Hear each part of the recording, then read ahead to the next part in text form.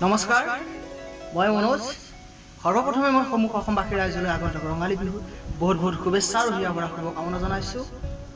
মই ইউটিউবত একেবাৰে নতুন, এইটোৱে মোৰ প্ৰথম ভিডিঅ'।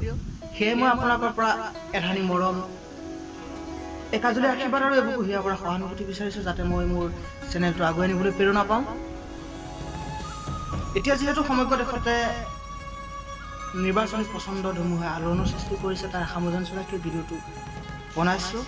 কিন্তু তাৰ আগতে কওঁ, মই কোনো দল সংগঠনৰ সপক্ষে বা বিপক্ষে ওকালতি কৰিবলৈ যোৱা নাই। এনেই মাথো মনৰ মাজত কেতিয়াবা কিছুমান আৱেগ অনুভূতিয়ে জোকাৰি যায়, তাৰে আপোনালোকৰ আগত প্ৰকাশ কৰাৰ চেষ্টা কৰিছোঁ মাথো।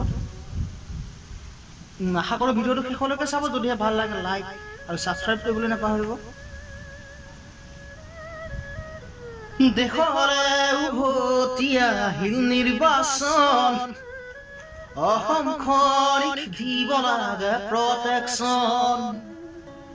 কাৰো সৈতে নাৰাখিবা কানেকশ্যন, ভাবি গুণি কৰিবা দেশ ইলেকশ্যন। জনগণ দেশৰে উভতি আহিল নিৰ্বাচন।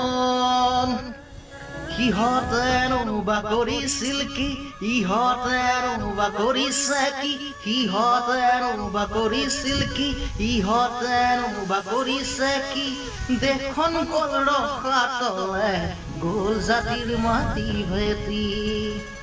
আকৌ এবাৰ কৈছোঁ, মই কোনো দল সংগঠনৰ সপক্ষে বা বিপক্ষে ওকালতি কৰিবলৈ যোৱা নাই, ভুল নুবুজিব। Thank U.